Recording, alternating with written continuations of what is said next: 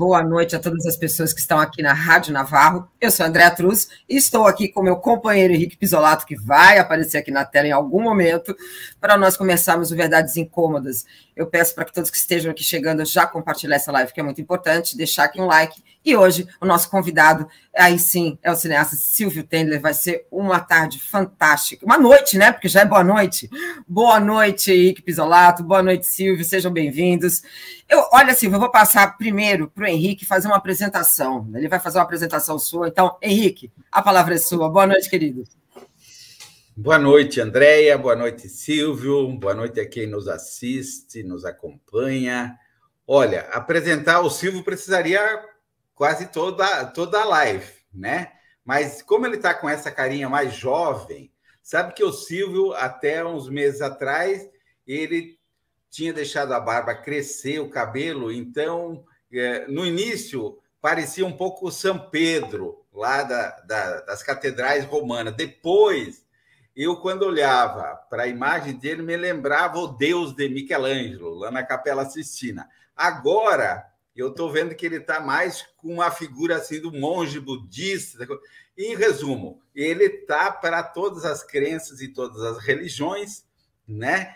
Mas, mais do que tudo, o Silvio é hoje a essência, o que há de sinônimo de cineasta no Brasil, documentarista reconhecido internacionalmente. É uma espécie de testemunho da história do Brasil, e os títulos, né, são tantos que, se for enumerar, vão ficar alguns para trás. Não preciso falar das referências e do reconhecimento e do privilégio, sorte, privilégio e orgulho de que ele esteja também trabalhando num documentário que vai falar sobre a nossa história na AP470, no Mensalão. Bem-vindo, Silvio. Obrigado uma vez mais. Alegria muito grande estar contigo aqui hoje. Você pode falar à vontade aqui, que não vai acontecer como aconteceu daquela super live que a Cleide te cortou a palavra. Bem-vindo, Silvio. Obrigadão. Obrigado, Pisolato. Obrigado, Andréia. Obrigado a todos pelo convite para estar por aqui. Reencontrar o Pisolato é sempre um prazer. É um gentleman, né? Quer dizer, eu não o conhecia pessoalmente até começar a fazer esse trabalho com ele, e a imagem que eu tinha dele era de pouco mais que um monstro.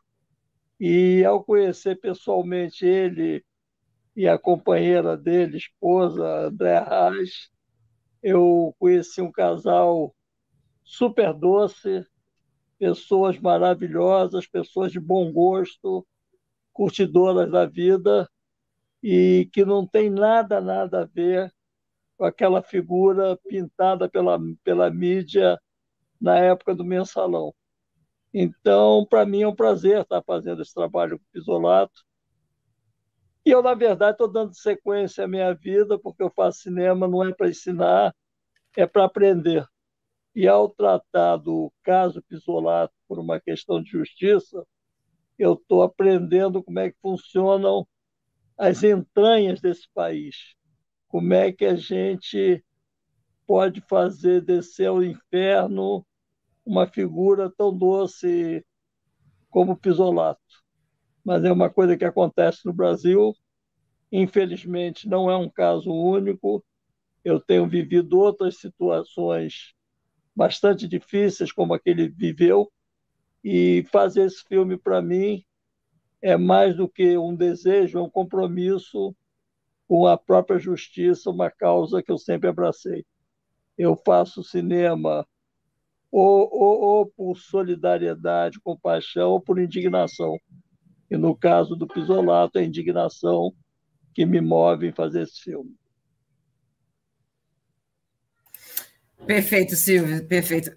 Olha só, eu acho, eu estava, não tem como a gente não pensar, né, em falar sobre cinema, sem colocar a situação atual, né, da nossa cultura.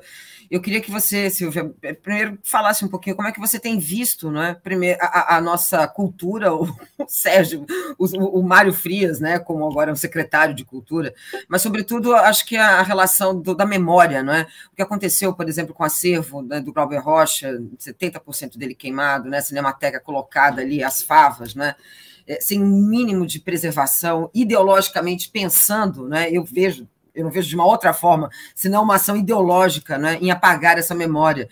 E como você é conhecido, né, dentro dessa perspectiva cinematográfica, né, o cineasta dos sonhos interrompidos, será que esse é o nosso sonho interrompido? Passo para você. Sim, eu acho que tudo que está acontecendo no Brasil hoje é uma estratégia. Tudo é estratégico, nada é por acaso. Nós estamos vivendo um momento de desconstrução de um país. Nós assistimos isso em outras ocasiões, longe daqui. Eu conheci duas Alemanhas. Eu conheci a Alemanha Democrática e a Alemanha Federal. E você chega lá, hoje só tem a Alemanha Federal. A Democrática acabou, ainda que você, passeando por Berlim, você veja resquícios de uma vida interessante que aconteceu. Iugoslávia eram quatro países, era um país, virou quatro países, é que se desmantelou um país à nossa vista. E eu temo que estejam fazendo a mesma coisa com o Brasil. É uma estratégia construída de demolição do país, demolição do meio ambiente, demolição da arte, da cultura, da educação, da ciência, do patrimônio. A gente está vendo eles querendo vender a preço de banana todo o nosso patrimônio, e a gente vai assistindo isso completamente de pés e mãos atadas, porque a gente não tem conseguido fazer muito, mas é tudo proposital, nada nesse governo é de graça, e eu acho que nós temos sido muito ingênuos em relação a isso, quando a gente atribui a essa figura aí, que o inominável, a gente atribui a ele um grau de loucura, e, na verdade, acho que ali não tem nada de louco, é tudo estratégico. E a gente perde muito tempo pautado por ele. As esquerdas se deixam envolver nas pautas que ele cria e ficam semanas discutindo bobagens, ao invés de termos uma estratégia própria de ação e reação. Então, a minha luta é essa, de devolver o protagonismo às esquerdas, parar de cair nas arapucas que ele arma e responder à altura. É verdade, Silvio. Passo para você, então. Eu já ia falar aqui de novo, viu, Pisolato? Passo para você. Agora, depois do que aconteceu com a Cleide, né, eu vou ficar controlando aqui. Silvio, você foi testemunho histórico, né, desses últimos anos, desde o Allende, né, um pouco o que eu conheço, menos superficialmente, da tua biografia. Você viveu todo o processo da ditadura no Brasil. Qual é o paralelo que você faria, a situação de hoje com a situação do período de AI-5 e a ditadura? Tem semelhança ou não? Como é que você analisaria isso? Estamos repetindo a história sobre a forma de farsa ou é uma nova fase? É uma nova fase, é uma nova fase. Eu acho que a ditadura brasileira foi embora, graças a Deus não deixou nenhuma saudade, mas ela era uma ditadura, ela tinha o núcleo dela duro de tortura, o boicote, a turma do Ustra e tal, mas ela também tinha outros vieses. E o que assumiu o poder no Brasil hoje é a raspa do tacho da mediocridade e eu não sei se é muito forte usar a palavra, mas da escrotidão. Na verdade, nós temos os adeptos do brilhante Ustra, o Inominável tem muito orgulho dessa figura absurda que matou, torturou, estuprou, e ele cita como herói. O general que cuida da segurança interna do país era o carregador de pasta de um general medíocre da ditadura militar que bateu de frente com o general Geisel. O Geisel não era nenhuma maravilha, mas ao lado dessa turma que está aí, era um cara que pensava, era um cara que defendia a Petrobras. Então, o que está aí é muito pior do que foi a ditadura. Aí é a raspa do tacho do que sobrou da ditadura. E pior do que isso é que esses caras eles têm uma estratégia, eles têm uma... eu passei só para dar um oi, deixar um like e avisar que você não largou a internet como...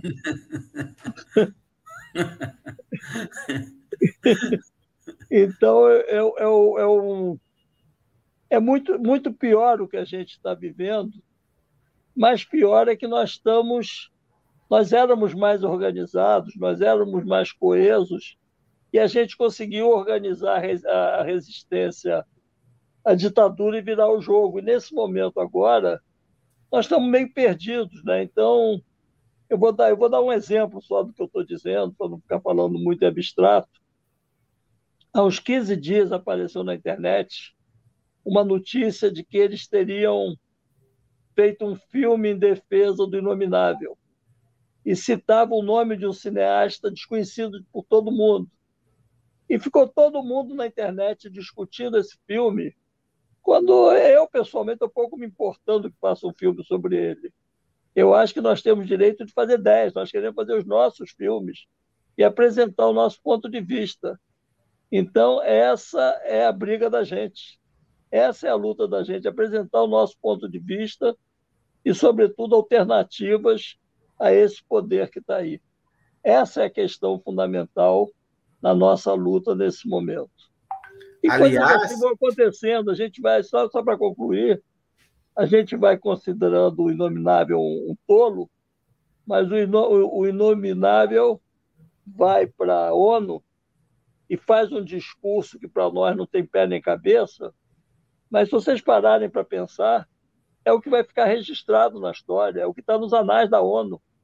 Daqui a 50 anos, quando alguém for estudar esse período, vai pegar o presidente do Brasil dizendo que ele salvou o país do socialismo, que agora as pessoas comem, quando a gente está vivendo exatamente o contrário.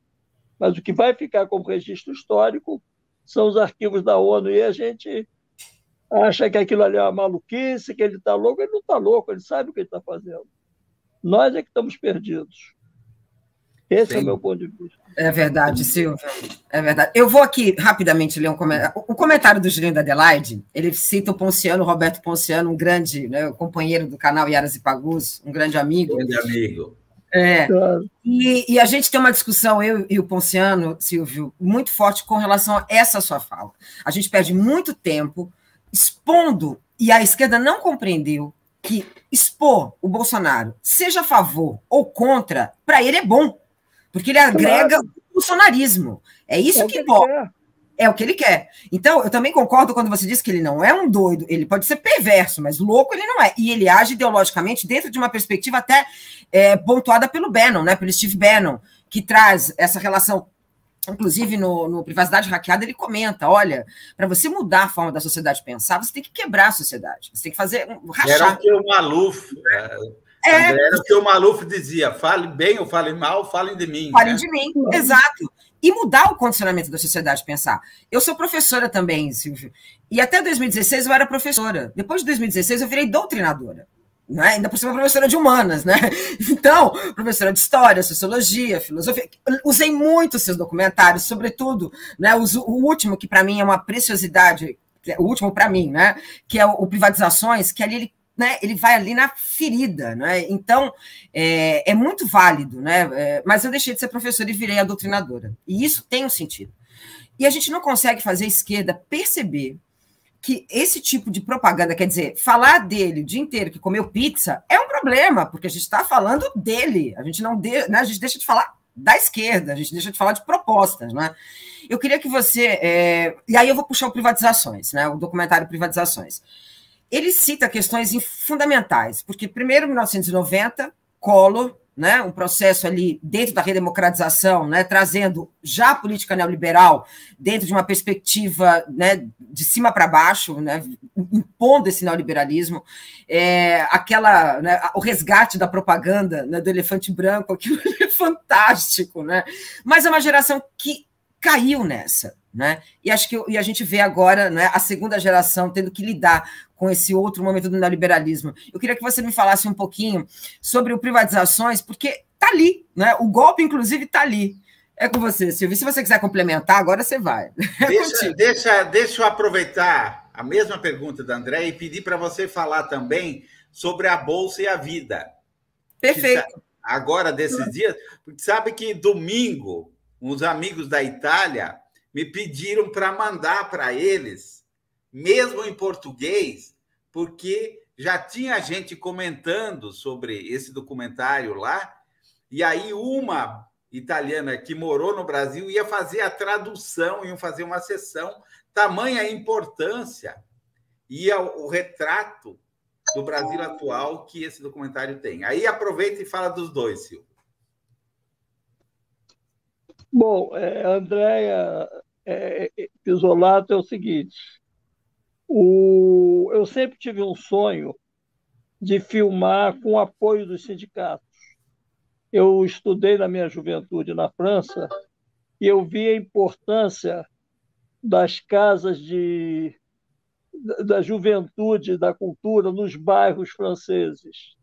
Eu vi a importância, por exemplo, dos estivadores do Havre nas lutas políticas, sociais e culturais.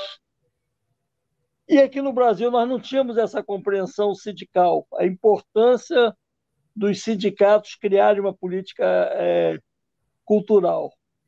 E aí eu recebi um convite do SENG, que é o Sindicato dos Engenheiros, e da FICENG, que é a Federação dos Engenheiros, para fazer a privatização da distopia do capital. Eu aceitei com o maior prazer, fiz esse filme, falei do processo perverso de destruição do patrimônio público brasileiro, já do governo Collor em diante, governo Collor, governo FHC, e o filme deu uma virada na mesa, na compreensão do problema, e aí foi muito viralizado e funciona até hoje. E aí eu propus a eles de dar sequência. E aí nós fizemos o dedo na ferida. O dedo na ferida é o processo de financiarização da vida atual. O capital ele é muito mais importante que o trabalho. Pelo menos ele recebe esse tratamento. As pessoas têm muito mais uma visão do capital e da bolsa de valores e desses negócios do que do trabalho. E aí eu coloco uma série de economistas e pensadores para discutir o que foi virando a economia depois do consenso de Washington, né, do globalitarismo, como chamava o professor Milton Santos, e como a economia foi virando. E, ao mesmo tempo que os professores falam durante 1h30, que é o tempo do filme, eu peguei um pedicure que mora em Japeri, ele é pedicure e trabalha em Copacabana, e mostro a viagem dele de trem. Então, eu vou mostrando o percurso dele no trem e as estações que ele vai passando durante mais de 1h30. É o tempo que ele leva todo dia para ir para o trabalho, o tempo que ele leva todo dia para voltar para casa. E ele vai contando a vida dele no trem enquanto as pessoas vão discutindo a economia. E aí foi o dedo na ferida que também funcionou muito bem. E aí eu propus a esse grupo a Bolsa Vida, em que nós estamos num momento que é crucial para a humanidade se a gente vai caminhar rumo à preservação do planeta e da vida das pessoas, ou se nós vamos partir para o mundo das finanças, deixar as pessoas morrerem de fome, abandonadas, é a própria destruição do planeta. Esse filme ficou pronto recentemente, em 2 ou 3 semanas já fez 20 mil espectadores. Ele está liberado no YouTube, é só acessar Caliban Cinema e Conteúdo, pegar a bolsa ou a vida, e esse filme discute a realidade que a gente está vivendo hoje. Então é esse o tipo de cinema que eu estou fazendo, porque me interessa muito mais nesse momento discutir a vida e alternativas para o futuro do que ficar perdido no universo hoje que é abstrato, que praticamente não existe, porque os cinemas estão fechados, estão a meia bomba.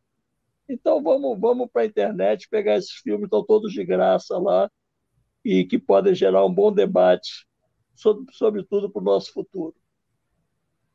É isso.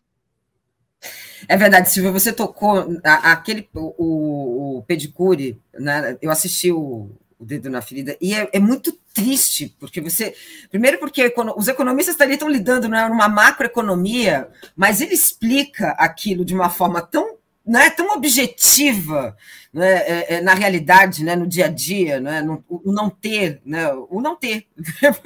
literalmente, né, não ter um espaço, não ter ele começa, né, quando ele fala que ele não sabe de economia, não é? Aquilo é muito forte, porque é exatamente essa população que tem sofrido tanto hoje aqui no país, né, por conta desse golpe. Muito bem. Henrique, passo para você agora. Eu estava raciocinando aqui comigo que o Silvio está um pouco a confirmação daquele dizer popular que na maior idade é que mais se produz. Quer dizer, mesmo quando o capitalismo tenta, né, impor na sociedade de que as pessoas jovens tenta expulsar do mercado de trabalho as pessoas mais idosas, o Silvio prova exatamente o contrário, né? É uma capacidade de produção constante, e são 3 documentários agora. Esse último, né, eu vi os 3, mas esse último é extremamente atual, né? É o retrato do Brasil, a ponto que as pessoas no exterior estão pedindo o filme para poder ter uma noção completa do que acontece no Brasil. Então, quanto a isso, né, mais um referendo aí da importância do trabalho do Silvio. E aí a minha pergunta como é que você vislumbra essa questão das mídias sociais hoje, né, e a produção cinematográfica, que até então, né, vinha num período de salas de cinema ou de alguns canais de televisão exclusivo. Como é que vai se dar esse novo horizonte aí para a questão do cinema? Então, Pisolato, a gente está discutindo muito isso, né? O professor Zygmunt Bauman, ele discutiu muito a questão da nossa sociedade líquida. Líquida. Né? As coisas vão se transformando em outras coisas. Acontece com a sociedade, com o amor, com a vida. E eu, nesses tempos de reclusão, eu descobri que nós estamos vivendo numa sociedade híbrida. Na verdade, nós passamos do estado líquido, que é uma coisa ou outra, de uma coisa para outra, para um estado híbrido. É uma coisa e outra. E isso acontece com a arte. Então, por exemplo, nós estamos vivendo um momento em que você discute muito festival de cinema, festival híbrido, metade presencial, metade por videoconferência. Vida híbrida, é isso. Mas, na verdade, eu digo que é mais que isso. Hoje, por exemplo, você vê um filme E você não é mais isso ou aquilo, não é mais ficção ou documental. Um filme hoje tem elementos ficcionais, elementos documentais e até elementos gráficos, de animação, etc. Então, tudo hoje em dia é meio híbrido, né? Se você vê, por exemplo, a própria definição da sexualidade, você não tem mais 3 gêneros.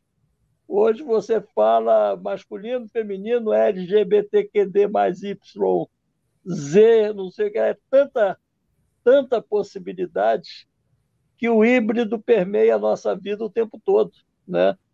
E eu acho que é isso que está acontecendo na vida em relação à arte também. Você vai ter o modelo antigo de sala de cinema, eu acho que ele vai demorar a se regenerar. Tem alguns malucos que não querem se dar por vencidos e que tentam fazer projeções em sala de cinema. Mas é um gesto épico, porque você não sustenta uma arte, uma indústria, uma sala de cinema ocupada pela metade. Entendeu? Isso daí você não faz. Hollywood não faz mais aqueles filmes de 100 milhões de dólares, porque aqueles filmes que se pagavam em 3, 4 semanas, agora vão levar 1 ano para se pagar. Deixou de ser um bom negócio. Então, essa questão do presencial ela está muito complicada. E isso vai gerar, obrigatoriamente, uma nova técnica, uma nova estética, né? Um novo discurso. Né? Eu acho que, por exemplo, eu fui curador do Festival de Brasília ano passado e estou esse ano também, e a presença do chamado documentário é muito grande, porque ninguém tem mais dinheiro para fazer a ficção e nem mais meios como a ficção existe da maneira que a gente conhece, com grandes atores, muitos elementos. Está tudo muito difícil, está tudo muito caro. Então, isso daí vai gerando uma outra arte, né?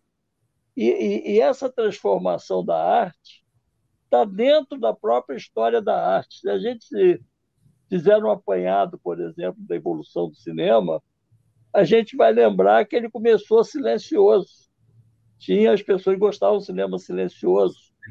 Na virada dos anos 20 para os 30, apareceu o som no cinema. Aí o cinema passou a ser sonoro. Depois apareceu a cor. Depois apareceu o cinemascope. E as tecnologias vão se mudando, transformando e regenerando o espetáculo, gerando público. Né? Quando o cinema começa a dar uma rateada, pinta uma nova tecnologia. E eu acho que nesses tempos pandemônicos está acontecendo isso na nossa vida. Nós estamos vendo, por exemplo, hoje tecnologias muito baratas.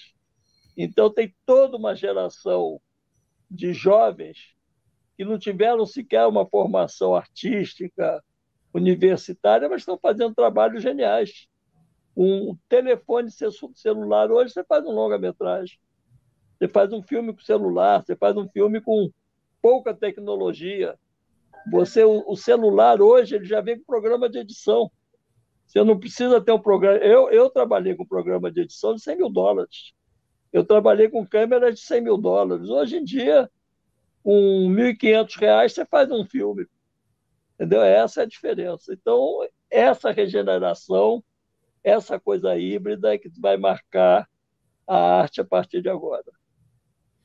Ao mesmo tempo, Silvio, é interessante também porque o que antes, né, necessitava um deslocamento para ir até uma sala de cinema, então reduzia consideravelmente o acesso, hoje, com isso daqui, né, qualquer pessoa pode ter acesso e, inclusive, pode escolher o horário, né, para poder ver. A questão toda está na disponibilidade desse conteúdo em redes gratuitas, né? E aí necessita de uma política pública, né? Ao menos é o meu entender, né? Até mesmo quando você precisa de acesso à internet, quer dizer, você continua, né, mantém um processo de né, mantém sendo excludente, né? Mas, Silvia, eu só vou colocar uma coisa. Essa semana eu entrevistei 2 curadores que agora está ocorrendo de 28 a 3 de setembro, o 15º Cine BH. E eles, é um festival, né? Na verdade, eu tenho feito essa cobertura desses festivais desde que começou a pandemia. Então, é o Festival de Cinema de Tiradentes, o de Ouro Preto e o de BH. Eu faço isso na TV 247 e eles falaram exatamente sobre isso. Quer dizer, a questão era o que vai virar a produção daqui para frente. Né? Uma coisa, eles já sabem, isso vai se manter, é uma característica híbrida. Por outro lado, ainda há essa necessidade de manter o espaço, você ir lá, o debate, isso num festival, as salas de cinema. Mas aí eu vou puxar um outro ponto. Eu tenho um programa com o Debate Petroleiro, que é o Jair Andrade. O Debate Petroleiro é um canal ligado ao Sindipetro, à FUP, enfim. E nós fizemos entrevista no sábado com 2 responsáveis que vão manter a curadoria, vão manter o funcionamento do Cine Albert Rocha em Salvador, que perdeu o apoio, né, do Itaú, que no momento de pandemia e tal, rompeu com esse apoio. Quer dizer, então, na verdade, a gente lida com mais um processo pós-pandemia, que é isso, quer dizer, né, não dá lucro, a gente corta, né? Eu queria que você falasse um pouco sobre isso, principalmente porque nessa relação dos festivais, e aí tem mais uma questão para corroborar com o que você disse, dentro desse festival, por exemplo, do Cine, do Cine BH, tem o Cidade em Movimento, que são curtas-metragens, alguns longas, feitos exatamente dessa forma, com celular, nesse sentido mesmo documental. E um outro ponto, só para a gente fechar, o curador, dentro dessa mostra, que é Cinema e Vigilância, ele fala dessas possibilidades da produção cinematográfica, e, inclusive, uma delas, a ideia da câmera e dessa vigilância, né? Até que ponto a gente tem controle da câmera enquanto vigilância, e eles fizeram um sobre o Chile, né, só pegando os atos que ocorreram no Chile, pela perspectiva dos gases, né, de gás lacrimogênio, só que de várias câmeras, de drones, de pessoas que filmavam, né, e como isso ampliou, né, essa análise cinematográfica. Passo para você. Eu acho que a tecnologia, eu vou falar da tecnologia como um todo. Né? O Pizzolato falou ele mostrou o celular. Existem outras tecnologias que baratearam o custo do cinema. Antigamente, você filmar com uma grua era uma fortuna. Você fazer um movimento de câmera que fosse de 2 pontos no set era uma loucura. Hoje você tem um bichinho chamado drone. E o drone é porque ele imita o zumbido, né?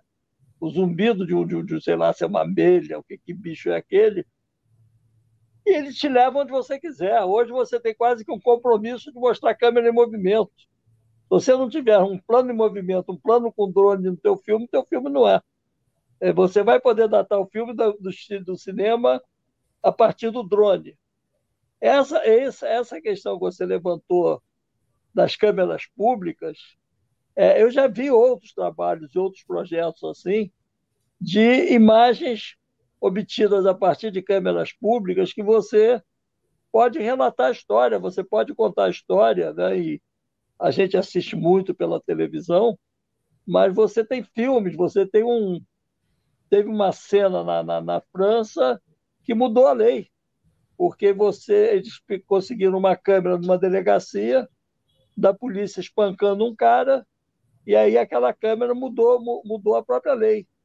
E esse negócio que você está falando do gás lacrimogênio é verdade, quer dizer, a partir do momento das câmeras públicas e a partir do gás, você mostra o que representou a repressão no Chile do Sebastião Pinheira. Né? E a gente viu, está lá, tá tudo denunciado ali. Né? Então, eu acho que essas novas tecnologias elas fazem uma nova abordagem cinematográfica. E aí você passa a ter até festivais sobre isso. Né? Você está falando do Cidade em Movimento. Né? O Cidade em Movimento são filmes curtos, contando histórias curtas e muitas geniais. Eu inventei, nesse tempo de pandemia, o CineZap. Né? Eu peguei imagens que eu recebia pelo WhatsApp, reeditava, transformava num filme e jogava na rede de novo. E era a coisa mais anticapitalista que existe, porque eu não ganho nada e não pago nada, não tem dinheiro envolvido. Eu pego as imagens que as pessoas me mandam, reedito, faço um filme e devolvo para a rede. E aí vai circular de graça, eu não vou pagar e não vou ganhar. E isso daí é possível graças a essas novas tecnologias que estão rodando por aí. Tudo isso vai mudar a vida, vai mudar a qualidade de vida e o fazer cinematográfico. Agora, o que o Pisolato falou, acho que ele tem toda a razão. Não existe arte pública sem investimento público. E isso que estão fazendo com o nosso país é uma loucura, porque a arte e a cultura são absolutamente geradoras de emprego. Elas fazem a roda da economia girar para o bem. Então,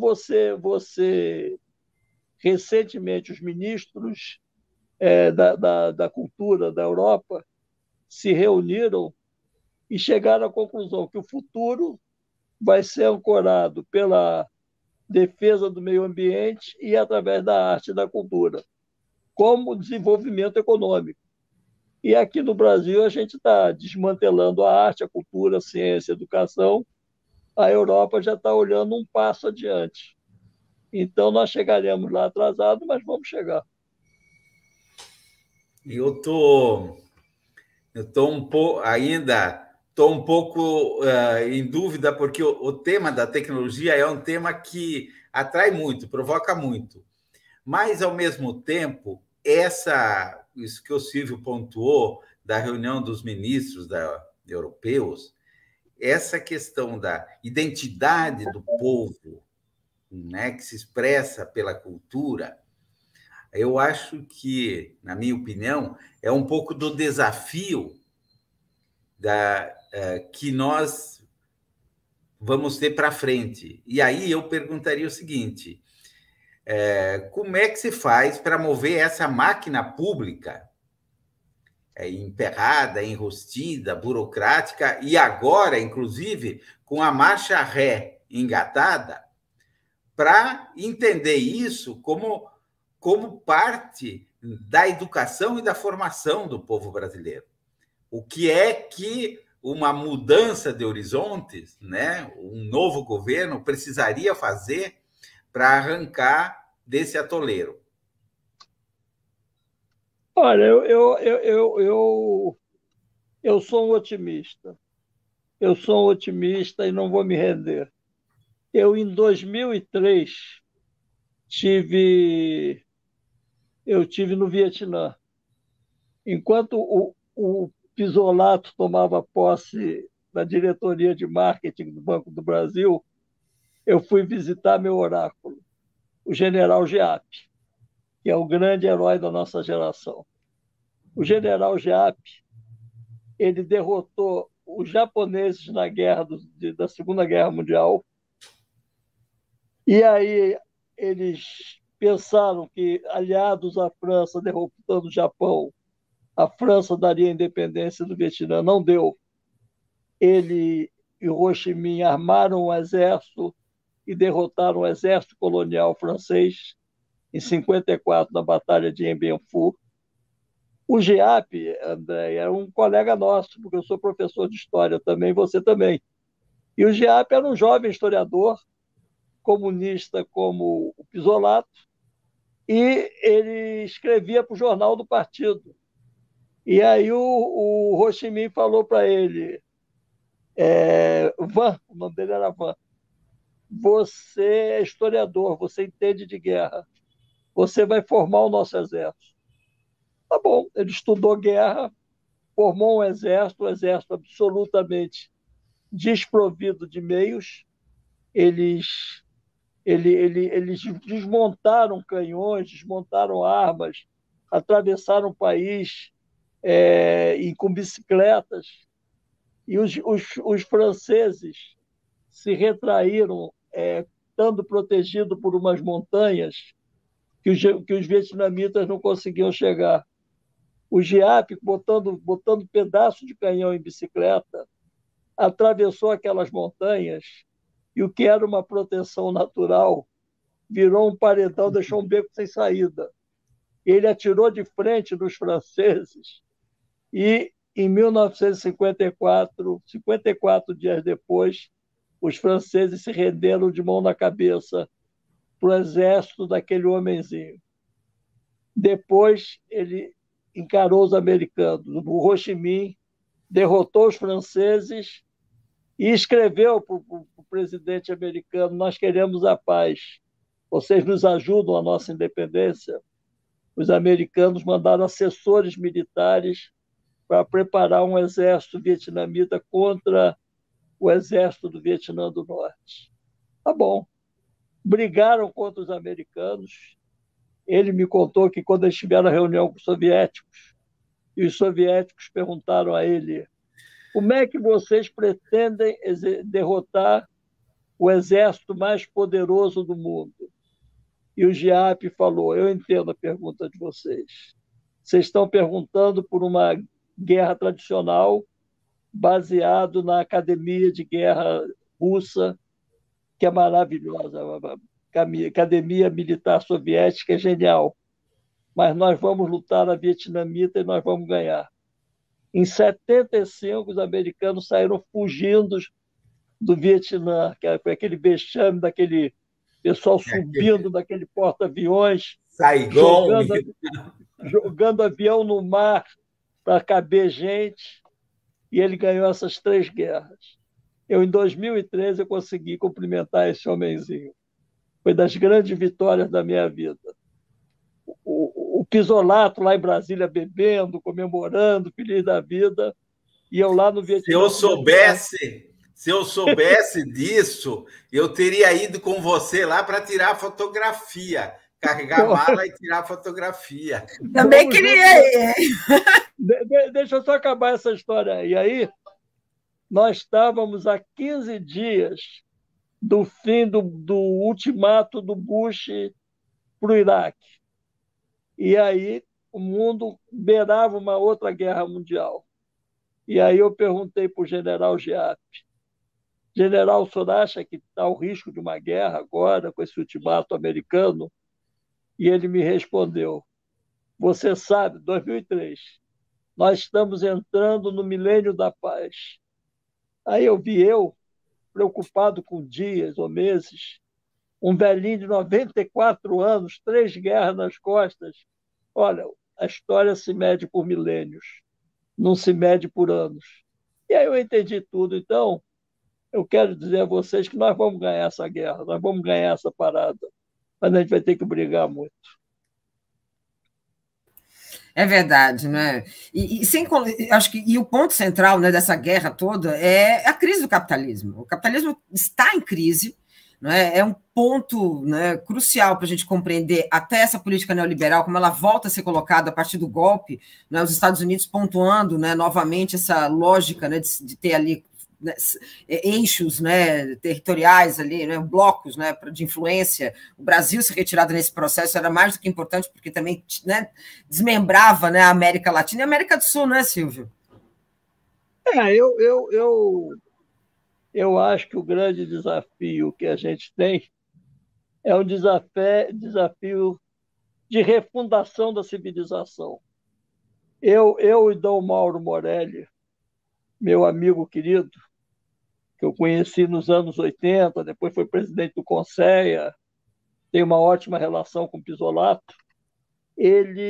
Nós chegamos, nesse filme É Boa Sua Vida, ele fala: olha, esse modelo de civilização se esgotou.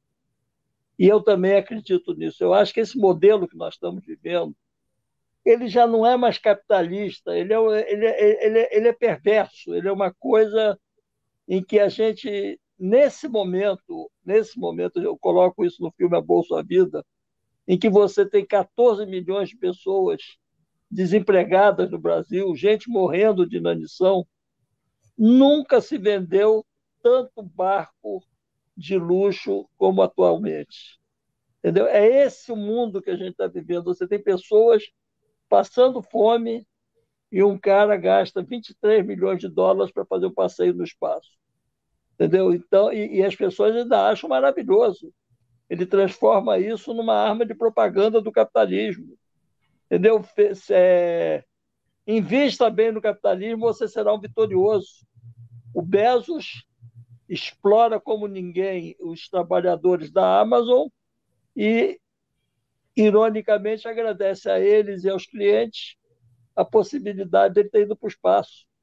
Né? Eu estou fazendo um filme sobre sindicalismo também, e eu entrevistei pessoas que dizem que um cara que diz que o trabalho, as pessoas nos armazéns da Amazon, o trabalho é horroroso. O cara tem que andar por dentro do armazém com uma garrafa de plástico para fazer xixi quando ele tiver vontade, porque ele não tem tempo para parar para ir ao banheiro. Entendeu? Então, é esse o mundo que a gente está vivendo. E esse mundo não dá mais. Esse mundo não dá mais. A gente tem que construir um outro processo civilizatório. E aí, como é que vai ser essa transição dessa perversidade que a gente vive hoje para um mundo mais humano? Eu não sei te dizer, mas a gente tem que procurar esse caminho. É verdade, até porque se a gente pega, tem um sociólogo que é o Ricardo Antunes, e ele é sociólogo do trabalho, né? E ele fala assim: olha, a gente está numa situação que é absurda. Se você muda essa lógica da relação de trabalho, ele só esquece que se você, né, retira demais, primeiro, a relação de direitos trabalhistas, enfim, e toda uma lógica de emprego, você vai, na causa final, você vai chegar e vai atingir o lucro, porque se você não trabalha, você não consome. Né? Então, também tem isso. A gente tem, né, é um processo absurdo que delimita também a lógica de consumo, não é? Que delimita, por exemplo, até mesmo no documentário, né, o Dedo na Ferida, não é? Que perspectiva de lucro tem, não é, o pedicure com relação, não é, essa macroeconomia, não é? Então é muito punk mesmo. Pisolata, é contigo. Eu falei aqui os comentários. Peraí, deixa eu ler comentário aqui agora. Pera lá, deixa eu voltar aqui um pouquinho. Vamos lá. Eu não li nenhum ainda. A Viviane de Castilho Moreira dando boa tarde. O Julinho da Adelaide, que tinha falado aqui, né, do Ponciano. Depois ele falou assim: vixe, Silvio Tender, que grata surpresa. Adoro seus documentários. Ele falou que ia chamar o João Ricardo aqui. Beleza. Martinha Ribeiro aqui com a gente. Ultimamente, só temos tido acesso a verdades incômodas, exatamente. O Julinho da Adelaide falou: a gente precisa parar de chamar todo o mau caratismo de perversidade e falta de escrúpulos de loucura. Não, mas eu acho que ele é perverso mesmo, ele tem essa perversão. Ele é uma pessoa perversa. Né? Enfim, ele cultua a Ustra. Né? Quem cultua a Ustra, gente boa não é, não é? O Rádio Navarro pedindo para vocês, né, para a gente fazer uma inscrição no canal, para o canal crescer. O Julinho da Adelaide falou o seguinte: um breve à parte, recomendo muito o canal Caliban com os documentários do Silvio. Descobri há alguns anos e fiquei dias no canal assistindo os filmes. E ele falou que acabou de se inscrever, e ele falou um alerta, né, sobre o canal do Silvio, que é altamente viciante. Verinha, querida, boa noite, seja bem-vinda. O Jogo de Damas também dando boa noite para a gente. A Marta aqui: precisamos assistir a um documentário de Taylor no programa DP e Pagu. Será literalmente uma odisseia no espaço. Boa ideia. Vera Lúcia também falando: sinto muito, seria muito legal, Martim. Olha lá, o povo já querendo aqui. Depois a gente conversa. Se a gente não lutasse, o mundo seria muito pior. Silvio Tendler falou a Marta. Pisolata, é contigo. Olha, a gente está chegando ao final, né? Estou com um olho aqui no peixe e outro no gato, vendo o horário, e, na realidade, daria conversa para várias lives, né, com o Silvio. Essa loja... O Navarro falou o seguinte: se quiser atrasar um pouco mais, pode. Então, aí, agora, ver o tempo, tanto do Silvio quanto... Eu tenho uma outra live agora. Então, perfeito. Então, vamos finalizar. Tá ótimo. E ainda preciso fazer o pipi stop, pô. Você sabe que velho... Que na Amazon não rola, hein? Que na Amazon não rola, mas nós não somos a Amazon. Então, vamos lá, Pisolata. Volta para uma... Daqui a um tempo, a gente faz uma nova live, porque é tanto conteúdo que o Silvio tem. Então, só para a gente concluir, essa lógica da exclusão, né, do capitalismo, até que ponto ela mobiliza? Quer dizer, da onde virá a centelha que vai que vai inverter esse jogo? Ou esse jogo já está se dando e ainda não tomou as proporções para a gente perceber? Pisolato, olha, eu nesse ponto de vista, eu não sou otimista, não. Você tocou no calcanhar de Aquiles da questão. Como vai ser essa transição desse mundo selvagem que nós estamos vivendo hoje para um mundo ético e decente a favor da humanidade?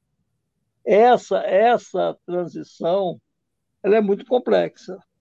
Ela é muito complexa porque o mundo que nós pensamos que seria o mundo do futuro, o socialismo, ele desmoronou. Né? Ele desmoronou. Eu assisti pela televisão o desmoronamento o fim do muro de Berlim. É uma loucura. Quer dizer, não que eu seja a favor de muros, eu sempre fui a favor de um mundo generoso, aberto, de fraternidade. Mas eu assisti um país ruir à vista dos olhos. Eu tenho relatos de pessoas que contam que estavam na Berlim Oriental e, de repente, alguém disse, vamos embora, vamos embora. Eu conheci 2 caras que eles gostavam de fazer navegação, moravam na cidade do interior, tinha um laguinho pequenininho, eles tinham um barco à vela, ficavam de um lado para o outro do barco, do lago. Quando, de repente, eles souberam que tudo tinha acabado, eles pegaram 2 bicicletas, foram até a fronteira, viram que era verdade, não tinha mais fronteira, atravessaram e viajaram o mundo. Acabaram construindo uma caravela estilo do Marco Polo e foram até a China. Então, essas aventuras eu vi, essas aberturas que aconteceram. Né? Eu conversei com aquele cineasta que fez o filme, aquele clássico sobre o Lenin, Adeus Lenin, e ele contou, ele não acreditou no que ele viu, de repente não tinha mais fronteira, o país tinha acabado. E eu estava morando na França quando prenderam o Gorbachev e acabou tudo, e aí a União Soviética se desmoronou. Então é muito complicado, foi assim da noite para o dia. Agora, do lado de cá, como será, eu não sei. Eu não sei como é que vai acontecer o fim desse estado perverso que a gente vive para um estado ético, um estado de solidariedade e de compartilhamento. Acho que tem que existir, tem. No Chile foi um descendente de Mapuche que pulou uma catraca, né? E aí, de repente, se revelou todo escondido. Quem sabe aqui alguém pule a catraca. Eu acho que pode ser, eu acho que aqui pode acontecer alguma coisa parecida. De repente alguém dizer esse poder é uma mentira, não existe, acabou, e com peteleco tirar esses caras e vamos para um mundo novo. Tomara. Tomara. Andréa, você que é mais simpática, né? Que depois eu acho que o Navarro tem um teaser para... Tá. Então eu vou fazer, vou fechar aqui. Bom, Silvio, realmente a gente poderia ficar mais tempo conversando, mas a gente vai trazer aqui novamente, a gente vai fazer essa conversa. Né? Eu peço a todos que assistiram para compartilhar essa live, que é muito importante. Isso aqui é só um começo de um papo. Vou ler os últimos comentários. Aqui, o último comentário que eu achei ótimo, né? A frase, né? Se a gente não lutasse, o mundo seria muito pior, portanto, não nos leva a outro caminho, senão a luta. Eu convido, então, todos, no sábado, no dia 2 de outubro, às ruas, né? A gente não tem outro caminho, senão continuarmos, né, nessa luta que não é fácil, né? Não vai ser brincadeira, e a gente tem muito que lutar, porque não basta somente trazer um governo federal, a gente também tem que trazer um legislativo, né? Muito bem. Então, peço para vocês compartilharem a live, deixar um like. Semana que vem a gente está de volta, né, Pisolato? Silvio, querido, muitíssimo obrigado. Vou passar para você fazer as suas palavras finais, depois eu passo para o Henrique e aí a gente fecha. Andréia, muito obrigado por esse convite. Pisolato, estamos juntos. Vamos lá, vamos em frente, que a gente tem muito a caminhar ainda juntos. Vamos lá. Beijos em todos e todas. E até 2 de outubro, todo mundo na rua. Até o dia 2, então, gente. Pisolato, se despeça também. Obrigadão, Silvio. Não nos rendemos. Dia 2, todo mundo na rua. Todo mundo na rua. Obrigado a todos aí. Perfeito, então. Até semana que vem. Tchau, tchau. Tchau, tchau.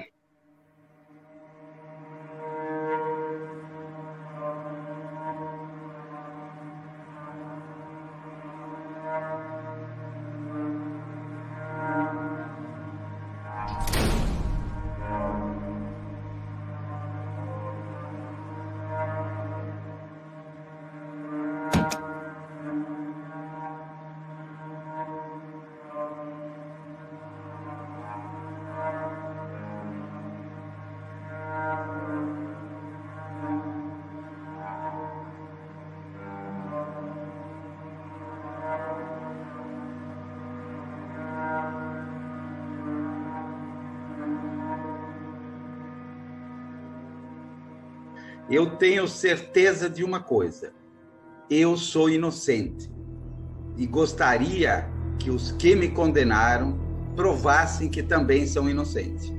No caso, os depósitos de 73.851.000 na conta da DNA Propaganda só ocorreram porque assim determinou o réu Henrique Pisolato.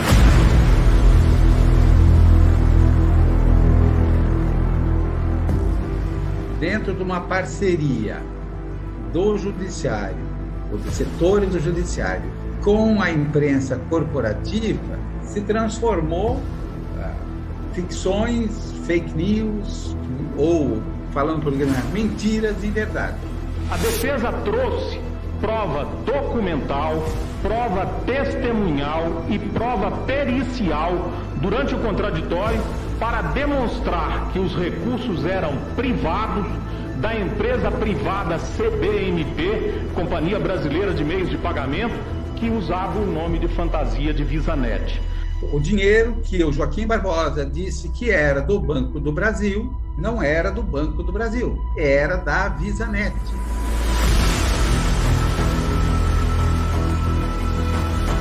A mídia ignorou deliberadamente as evidências de que os recursos em pauta não eram públicos e de que os serviços contratados pela VisaNet foram devidamente executados. Pisolato foi condenado por um erro deliberado do STF, acobertado pela mídia. Eu levei essa apuração minha para a TV Globo, mostrando que isso não fazia muito sentido, a nível da VisaNet, mas não adiantou. Eles estavam com outra visão. A questão da VisaNet não ficava em pé. É inacreditável que isso tenha prosperado e dado base, inclusive, para depois do julgamento. A gente começou a ser atropelado por um montão de coisas que não existiam. O Henrique entrou em depressão, eu já não sabia mais o que fazer com ele, assim, porque ele, assim, ele viveu um momento psicológico, assim, né, horrível, assim, a ponto que eu não podia mais deixá-lo sozinho em casa, eu tinha medo que fosse acontecer alguma coisa, né.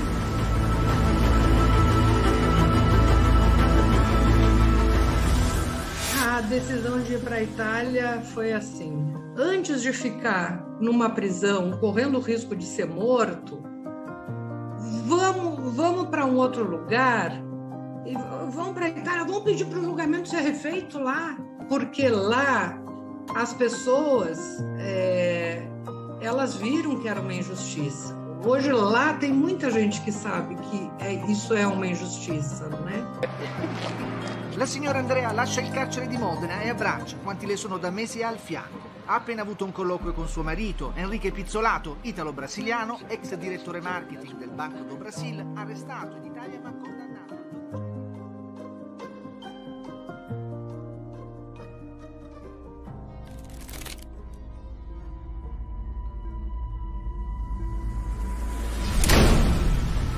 Aí, do dia para a noite, eu sou transformado em ladrão, corrupto, desviador de dinheiro.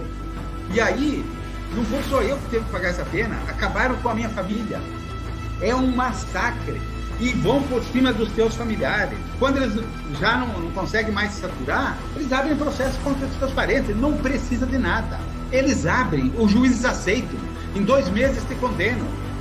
O balanço da passagem dele pelo Banco do Brasil, por uma auditoria oficial, mostra que não houve uma diferença nos balanços financeiros. Ou seja, não se prova nenhum desvio. Não sei mais quanto vivo. 1 ano, 2 anos? Não tenho mais saúde para nada. Mas até a última gota eu vou gritar. Não me rendo.